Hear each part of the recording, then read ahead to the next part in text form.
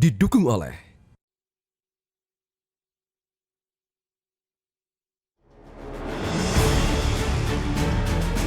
kalau di suatu komunitas suatu praktek benturan kepentingan tidak dianggap sebagai benturan kepentingan, itu masalah itu.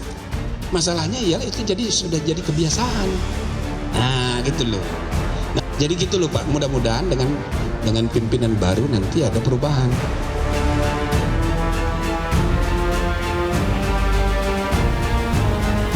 Semangat kami berdua itu tetap sama, bahwa yang sekiranya di Mahkamah Konstitusi itu dipandang ada yang tidak baik, tentunya itu akan kami perbaiki bersama, dan termasuk juga dengan para hakim yang lain.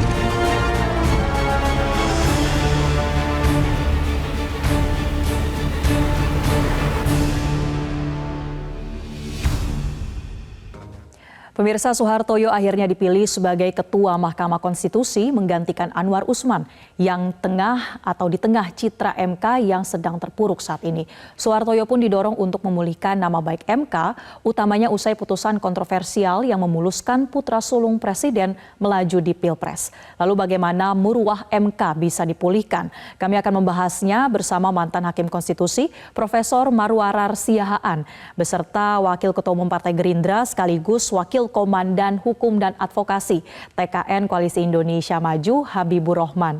Selamat pagi Prof. Maru dan Bang Habib. Selamat pagi Pak Habib. Pak Maru. Baik, saya ke Prof. Maru terlebih dahulu ya.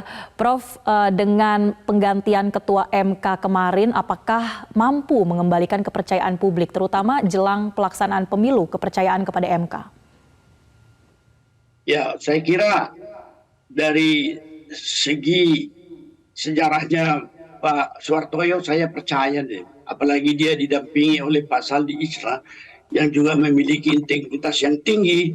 Oleh karena itu di dalam apa yang telah lakukan di masa lalu dan sekarang keluar dari apa yang dikatakan sebagai suatu prahara begitu, saya berharap mereka juga menyadari betul bahwa MK itu diberikan tugas yang sangat mulia untuk mempertahankan konstitusi, dan harapan saya setelah konsolidasi mereka juga melakukan suatu pemaparan atau suatu pertemuan dengan seluruh hakim konstitusi untuk boleh menghayati juga apa yang dikatakan cara membaca konstitusi itu dari etik moral yang tinggi. The moral reading of the constitution yang dilandaskan pada Pancasila itu menjadi bukan suatu omong kosong sebenarnya. Dan kalau dia menyimpang, yang terjadi adalah yang kita alami selama ini atau alami baru-baru ini, di mana ada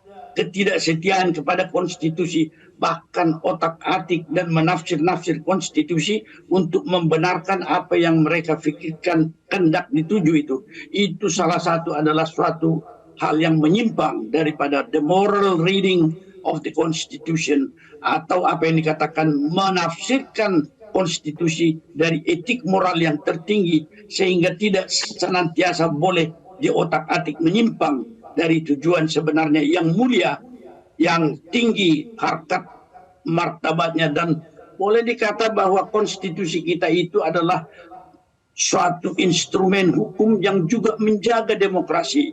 Bagaimana demokrasi yang di dalam konstitusi dikatakan harus jujur dan adil, itu harus dihayati benar, sehingga tidak ada otak-atik sedemikian rupa cara yang menyimpang, bahkan juga dengan melanggar hukum acara. Ini sangat berbahaya sekali, karena hasilnya nanti akan dikatakan dia memproduksi buah-buah beracun atau poisonous tree. Dan kalau di dalam hukum acara pidana di Amerika, the fruit of the poisonous tree tidak akan dimakan itu. Kalau dimakan mati. Saya kira ini yang ingin saya lihat, bahwa pimpinan MK yang baru boleh menyadari dan mengajak semua komponen di MK itu untuk menyadari dan kembali kepada tujuan dan misi visi mereka semula yang ditetapkan dalam konstitusi. Saya kira statement yang pertama saya demikian aja. Baik, Prof, artinya ada optimisme atau kepercayaan terhadap sosok Ketua MK yang baru ya, Soehartojo. Walaupun sudah diganti, ini desakan untuk Anwar Usman mundur sebagai Hakim Konstitusi tetap ada. Kita akan lihat bagaimana keterangan dari Ketua MK terpilih Soehartojo yang enggan menanggapi desakan publik yang meminta Anwar Usman mundur dari posisi Ketua MK berikut ini. Ini publik terus mendesak dan menyuarakan kalau ada dorongan kepada Pak Anwar Usman untuk mundur. Bagaimana sebagai ketua baru MK dapat Saya sudah sampaikan tadi, kalau yang substansial, nunggu saya nanti sudah jadi ketua. Sekarang saya ini belum jadi ketua. Ya, kewakil Gitu ya, sabar dulu. Nanti terus nggak main sini lagi kan. Ya, Prof Maru dan Bang Habib, nanti kita akan jeda dulu. Saya akan tanyakan kepada Bang Habib juga bagaimana tanggapan dari TKN Koalisi Indonesia Maju terkait dengan penggantian Ketua MK. Usai jeda pemirsa, tetaplah bersama kami di Selamat Pagi Indonesia. Pemirsa, Anda kembali di Selamat Pagi Indonesia. Kita lanjutkan perbincangan bersama dengan Prof Marwar Siahaan dan juga Habibur Rahman dari TKN Koalisi Indonesia Maju. Saya ke Prof Maru lagi. Prof, tadi sebelum jeda kita dengarkan pernyataan dari Hakim Soehartojo bahwa secara substansi belum bisa menanggapi bagaimana desakan mundurnya Anwar Usman. Lalu bagaimana ke depannya menjamin putusan-putusan MK bebas dari konflik kepentingan, Prof? Ya, saya kira sepanjang menyangkut Pak Anwar barangkali sudah digariskan di dalam keputusan Majelis Kehormatan bahwa di samping dia mengundurkan diri sebagai pimpinan MK sebagai ketua, bukan mengundurkan diri, diundurkan, tetapi juga dia tidak diperbolehkan untuk duduk di dalam sidang pemeriksaan perkara-perkara yang menyangkut pemilu kada dan lain-lain sebagainya. Oleh karena itu, paling tidak kita melihat ada suatu upaya untuk bagaimana meluruskan kejadian-kejadian yang selama ini terjadi, dan tentu saja tergantung pada hakim MK yang lain karena Pak Anwar dengan satu suara saja tentu akan berada di dalam lingkaran pengambilan keputusan yang berbanding dengan 8 suara lagi. Oleh karena itu kita mengharapkan juga bahwa semua suara yang ada itu saling memberikan check and balance di dalam pengambilan keputusan sehingga tidak ada satu suara yang boleh membawa melenceng dari apa yang menjadi norma konstitusi dan norma etik serta hukum acara di dalam pengambilan keputusan. Saya tidak khawatir tentang hal itu dan barangkali tergantung juga kepada Pak Anwar dalam posisi begitu apakah dia nyaman melanjutkan tugasnya sebagai hakim anggota dengan batasan-batasan kewenangan yang tampak dari sikap atau keputusan Majelis Kehormatan. Saya kira demikian.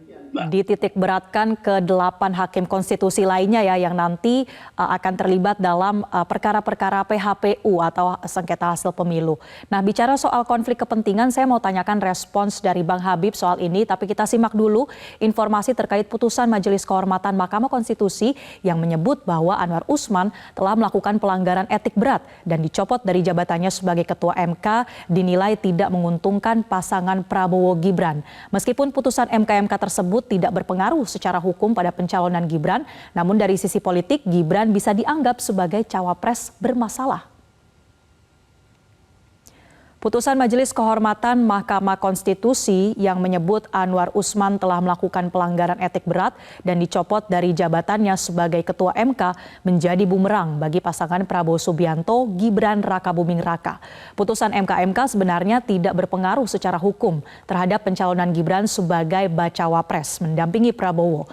Namun dari sisi politik, Gibran bisa dianggap sebagai calon wakil presiden yang bermasalah. Ketika ini dibuka, penting bagi semua ketika kita bicara 3 pasangan capres. Bagi Prabowo Gibran, ini apapun akan tercatat sebagai cawapres anak di luar nikah. Bang Habib, langsung kami ingin minta tanggapan Anda. Bagaimana kemudian sudah ada sanksi MK, tapi putusan nomor 90 ini tetap akan berdampak pada sanksinya publik terhadap pencawapresan Gibran? Ya, saya pikir kita harus jujur ya. Ini jadi berbicara tidak dari dengan latar belakang kepentingan masing-masing. Kalau mau jujur, apa yang disampaikan oleh Prof Maru itu betul ya. Soal the fruit of the poisonous tree ya. Buah dari pohon yang beracun. kalau kita melihat pengangkatan Pak Soehartoyo, ya, pemilihan Pak Soehartoyo sebagai ketua MK, sebetulnya nggak ada masalah. Tetapi prosesnya pasti akan dikritisi oleh publik. Kenapa? Prosesnya adalah melalui putusan MK ya, yang memang sangat bermasalah. Anda lihat kalau baca detail putusan MK tersebut, Saudara Anwar Usman dijatuhi hukuman berat karena dua hal. Ya. Yang pertama, tidak mengundurkan diri. Ya. Yang kedua, karena membuka ruang intervensi. Nah, tidak mengundurkan diri ini ternyata kan dibuka kemarin oleh Pak Anwar Usman dalam konversi. Sudah dipraktekkan sejak zaman Pak Marwara juga di Hakim Konstitusi tahun 2003, ya. Nah, sudah ada alasannya sehingga sudah menjadi jurisprudensi dan berkali-kali mungkin dipakai oleh Hakim Konstitusi. Jurisprudensi dipakai menjadi putusan baru menjadi jurisprudensi penguat. Bahkan Saudara Saldi Isra, ya, seorang Hakim Konstitusi mengadili perkara pasal yang dianggap menguntungkan dirinya secara personal, ya, lalu mengadili sendiri dan menolak sendiri perkara tersebut. Bukan soal keponakan, ya, dirinya sendiri yang ada kepentingan langsung dengan dasar yang sama yang dipraktekkan sejak zamannya Pak Marwara menjadi Hakim Konstitusi. Nah, kemudian juga terkait di amar putusan disebut membuka ruang intervensi. Saya baca detail, ya, tidak ada keterangan satupun baik dari 9 hakim konstitusi, baik dari para saksi, baik dari para ahli, ya, yang menyebutkan adanya intervensi dari pihak luar. Yang mana yang disebut intervensi? Kemudian alat bukti tidak ada secari kertas pun, tidak ada satu foto pun, ya, atau alat bukti apapun yang menunjukkan terjadinya intervensi dari pihak luar. Nah, bagaimana mungkin Anwar Usman bisa dijatuhi sanksi yang sangat-sangat berat tersebut, tetapi di sisi lain dikebiri haknya untuk melakukan upaya hukum banding. Nah, ini kan pasti menjadi masalah. Publik lambat laun mulai mengetahui masalah ini. Nah, sehingga walaupun tentu kita menghargai terpilihnya Pak Soehartoyo, saya juga kenal beliau, orang baik, ya, tapi prosesnya tidak baik, gitu. Apa yang disampaikan oleh Pak Marwara tidak benar. Ya, misalnya disebut tadi terjadi otak-atik konstitusi. Yang mana kalau Anda mengacu, ya, Pak Marwara, Anda membaca putusan MK, enggak ada kok. Poinnya cuma soal tidak mengundurkan diri, lalu membuka ruang intervensi. Jadi tuduhan-tuduhan jahat yang disampaikan oleh Pak Marwara barusan terhadap Anwar Usman tidak ada kok. Penjelasannya tidak ada, alat buktinya tidak ada, ya. Kemudian uraian pemenuhan unsur pelanggarannya tidak ada, sehingga ya menurut saya ini ya pasti akan menjadi masalah di opini publik ke depan, ke depan, ya, yang akan menjadi catatan bagi publik. Ini luka bagi publik bagaimana ada seseorang, ya, yang tidak bersalah, yang melakukan sesuatu yang dipraktekkan oleh para hakim konstitusi sebelumnya, ya. Kemudian dituduh membuka ruang intervensi, tetapi tidak terbukti intervensinya, lalu dijatuhi hukuman berat. Nah, publik pasti tidak akan terkecoh. Apalagi kan sekarang komposisi masyarakat kita kan sebagian besar anak muda, ya, yang nggak gampang disuruh makan berita-berita yang bersifat gorengan, misalnya. Nggak gampang, baik. Gitu. Bang Habib, mereka kita coba dengarkan tanggapan juga dari membaca, ya, dan mengambil kesimpulan apa yang sebenarnya terjadi. Ya, Prof Maru, bagaimana menanggapinya, Prof? Jadi dalam amar putusan ternyata ya tidak terbukti ada intervensi atau utak-atik konstitusi itu, tapi tetap kemudian putusan MK kemarin menyatakan bahwa ada pelanggaran etik yang berat dari Hakim Anwar Usman. Ya, saya kira saya agak sangat jauh lah perbedaan dari apa yang dikemukakan oleh Pak Habib ini. Pertama, tentang apa yang dikatakan keputusan-keputusan MK sebelumnya, itu adalah suatu keuntungan yang diberikan undang-undang itu sendiri, yang dianggap oleh Pak Habib bahwa itu ada kepentingannya. Benar memang. Pak Marwara, mohon maaf, bisa menanggapi soal kasus Pak Saldi Isra yang mengadili sendiri perkara 7 tahun 2020. Mohon pencerahan, Pak. Saya tidak bisa mengomentari itu karena saya tidak. Kenapa, Pak? Secara cermat. Saya tidak membaca cermat, sehingga saya tidak akan. Bapak pasti mengikuti dong, Pak. Ya, jangan dipaksa, Pak Habib. Tetapi kalau Prof. Maru, Bang Habib, artinya kan dalam putusan MK kemarin ini ternyata juga ada dramanya tersendiri ya, kalau kita bisa ambil kesimpulan. Mana coba pasal di Isra pun sampai sekarang nggak muncul loh, Pak. Saya sejak 2 minggu yang lalu kan ingat Pak, waktu di Hotman Paris kita ada Bapak juga membuka persoalan ini. Tidak ada penjelasan dan tanggapan dari saudara Saldi Isra terhadap persoalan tersebut gitu loh. Saya kira ini kita kesampingkan dulu, Pak Habib. Nggak bisa dong. Baik, kita akan lanjutkan Bang Habib dan juga Prof. Maru. Artinya kan itu sudah menjadi konsekuensi tersendiri untuk MK yang kemudian muruahnya ini dipertanyakan. Karena sejak putusan nomor 90 bahkan sampai putusan MK juga ternyata ada perdebatan nih. Bang Habib, saya juga ingin tanyakan dampaknya dari putusan 90 sampai dengan MK ini terhadap pencawapresan Gibran. Kalau kita mengambil salah satu data dari lembaga survei Carta Politika bahwa responden ini 62% menyatakan ada penyalahgunaan wewenang. Bahkan juga cukup besar angkanya yang menilai Gibran sebetulnya tidak pantas nih, 48,9%. Tidak pantas menjadi cawapres, alasannya beragam karena dinilai masih terlalu muda, kemudian belum punya pengalaman, bahkan sekitar 26% ini melihatnya ada praktik dinasti politik. Nah, terlepas dari konsekuensi yang sudah diterima MK terhadap muruahnya, bagaimana untuk konsekuensi politisnya? Anda siap memajukan Prabowo Gibran dengan konsekuensi sanksi dari publik itu? Ya, yang pertama saya tetap men-challenge ya rekan-rekan yang menjudutkan Pak Anwar Usman untuk berkomentar tentang tindakan saudara Saldi Isra ketika menguji Undang-Undang Nomor 7 Tahun 2020. Di situ kewasan kita ditantang, gitu kan ya. Apakah kita orang yang fair? P. Yang kedua, soal hasil survei. Ada 2 lembaga survei yang kredibel, 2 LSI melakukan survei ya setelah putusan MK. Dan semuanya menunjukkan masyarakat tidak percaya adanya intervensi ya terhadap Mahkamah Konstitusi. Intinya masyarakat sangat mempercayai putusan Mahkamah Konstitusi. Yang kedua, ya, terakhir survei dari Populi ya yang justru menunjukkan hasil yang sangat positif setelah putusan Mahkamah Konstitusi terhadap pasangan Prabowo Gibran ini. Jadi, Mbak, kalau kita melihat memang ada ya tokoh-tokoh idealis, akademisi ya yang menyampaikan pandangan kritisnya terhadap persoalan ini. Mereka punya idealisme, kita bisa berbeda pendapat, nggak ada masalah. Seperti yang mulia ya yang kita sangat hormati Pak Marwara. Tetapi ada pihak juga ya yang menjadikan isu ini sebagai senjata serangan politik untuk mendegradasi dan tetapi sehingga publik Bang melihat Habib, soal jadi senjata politik bukankah itu memang konsekuensinya sejak awal ketika tahu bahwa makanya jangan dipotong ya kan. Ketika menjadi senjata politik justru yang ada adalah simpati kepada Mas Gibran ini ya kan. Karena terlihat sekali tendensinya tidak lagi murni soal penegakan norma, penegakan etika, tidak lagi murni. Kalau tendensinya penegakan etika, ya selesai ketika ada Pak Anwar Usman yang menjadi korban, selesai sudah selesai proses MK.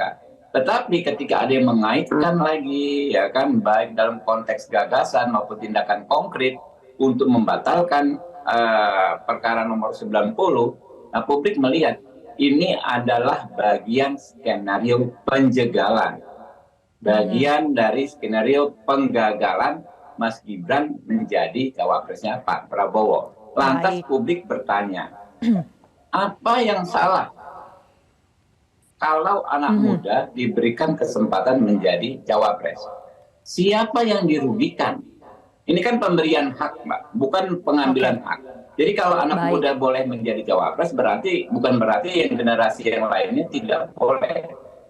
Kalau Mas Gibran boleh maju, bukan berarti mengambil hak orang lain, membatasi pihak lain untuk mencalonkan orang yang lain lagi. Jadi ini tidak ada dispute hak nggak ada, sengketa hak nggak ada, karena semua orang pada akhirnya berhak maju sebagai capres dan cawapres kalau memenuhi syarat dan nanti akan ditentukan oleh masyarakat siapa yang akan dipilih. Jadi siapa yang dirugikan? Tidak ada kecuali orang-orang yang khawatir dengan elektabilitas Pak Prabowo dan Pak Gibran yang terus naik. Kalau tetap percaya diri untuk maju terus ya, Bang Habib. Jadi maju sebagai pasangan capres dan cawapres gitu. Tidak ada yang dirugikan. Siapa yang dirugikan? Saya mau tanya, siapa yang dihalangi haknya? Kalau Mas Gibran boleh maju, siapa yang dirampas haknya? Tidak ada. Gitu loh. Baik, kita akan move on nih Bang Habib dan Prof. Maru soal bagaimana kita belajar dari... Karena perlu ditanggapi pernyataan Pak Habib tadi. Oke, silakan tanggapi sedikit Prof. Maru. Ya, melakukan hal yang tidak fair. Kalau menyangkut putusan-putusan itu, kita harus duduk Pak Habib. Kita melakukan legal audit bersama dan tidak bisa melalui media televisi seperti ini. Yang kedua, kalau misalnya dikatakan kita keberatan pada Gibran dan anak muda, sama sekali tidak. Tetapi harus ada proses. Proses itu dikatakan di konstitusi harus jujur dan adil. Kalau proses tidak jujur dan adil, maka hasil juga tidak jujur dan adil nanti Pak. Ya makanya proses MK. Perhatikan betul. Maka Anda baca betul-betul putusan MK Pak Marwara. Saya tadi menanti itu semua terbukti dalam putusan MK. Ternyata tidak ada. Coba Anda baca dari halaman 1 sampai 400 sekian. Ada nggak pembuktian Bang Habib dan Prof. Maru, nampaknya ini bukan soal intervensi, tetapi juga yang paling penting Pak Habib, bahwa prinsip telah dilanggar apa yang dikatakan imparsialitas terhadap intervensi. Intervensinya yang mana? Tidak ada. Harusnya tidak terbukti intervensi. Harus membela diri di sana, bukan di luar. Enggak ada. Makanya baca dulu dong. Baca dulu. Ya baik, Bang Habib dan Prof. Maru, artinya kan saling kritik ini wajar ya dari hasil putusan MK dan juga bagaimana pelanggaran etik itu terjadi. Ya, selesaikan, Pak. Silakan, beliau selesai bicara. Oke. Kita coba move on, bagaimana melihat ke depannya mekanisme kritik dan juga evaluasi MK. Saya ke Prof. Maru. Kemarin Pak Soehartoyo mengatakan MK siap untuk dievaluasi, siap untuk dikritik, jangan dibiarkan jalan sendiri. Kedepannya bagaimana sebetulnya mekanisme untuk publik memberikan kritiknya terhadap MK, apalagi kan belajar dari konflik kepentingan yang terjadi kemarin, kemudian jelang nanti mengadili PHPU, bagaimana mekanisme kritiknya? Ya barangkali kontrol pertama itu tetapkan Majelis Kehormatan Hakim itu secara permanen, jangan ad hoc, sehingga kalau ada kepentingan atau keberatan tertentu secara tersendiri baru dibentuk. Jadi kita harus membentuk itu sehingga secara berkesinambungan mereka bisa melakukan pengamatan dan kemudian memberikan semacam apa yang dikatakan pengawasan seperlunya untuk meluruskan apa yang tidak lurus. Yang kedua, konsolidasi yang dilakukan ini tentu juga harus dengan tegas pimpinan Mahkamah Konstitusi memberikan pengarahan juga kepada seluruh staf untuk tidak mendapat perintah yang bertentangan dengan hukum dan konstitusi itu sendiri, sehingga apa yang terlihat di dalam proses dalam pendaftaran keputusan saja menjadi masalah. Ini karena memang ada pimpinan-pimpinan atau anggota pimpinan yang menggunakan kewenangannya atau pengaruhnya memberikan perintah yang tidak sah kepada bawahan. Ini merupakan suatu rangkaian proses di mana harus ada pengamatan, pengawasan dengan apa yang disebut Majelis Kehormatan secara berkesinambungan, tidak secara ad hoc. Baik. Bang Habib, terakhir saya ingin ke Anda. Jadi bagaimana Anda menegaskan kembali komitmen Koalisi Indonesia Maju untuk tetap mencalonkan Prabowo dan Gibran, walaupun terus perdebatannya ini kan pasti akan terus berlanjut ya. Dan satu lagi, bagaimana Anda melihat mekanisme evaluasi MK ke depannya? Ya justru kita menurut kita justru perdebatan ini yang membuka mata publik ya. Mana pihak-pihak yang memang rasional menyampaikan kritikan dan mana yang ada kepentingan di belakangnya. Kalau yang rasional kan pasti selesai ketika putusan MK. Tapi ketika yang ada kepentingan tentu akan terus bergulir. Dan ketika publik mendeteksi adanya pihak-pihak yang yang memiliki kepentingan untuk menggagalkan Mas Gibran, yang didapat justru simpati kepada Mas Gibran. Makanya kalau hasil survei 2 LSI, kemudian juga terakhir Populi, justru melejit ini Baik. survei elektabilitasnya Pak Prabowo dan Mas Gibran. Jadi kami justru semakin yakin ya. Di sisi lain kami sudah menyiapkan semua visi, misi, program untuk disosialisasikan kepada masyarakat. Baik. Baik, terima kasih Bapak-Bapak telah bergabung bersama diskusi kami pada pagi ini. Prof. Marwarar Siahaan dan juga Habibur Rahman. Selamat pagi. Jelajahi cara baru mendapatkan informasi. Download Metro TV Extend sekarang.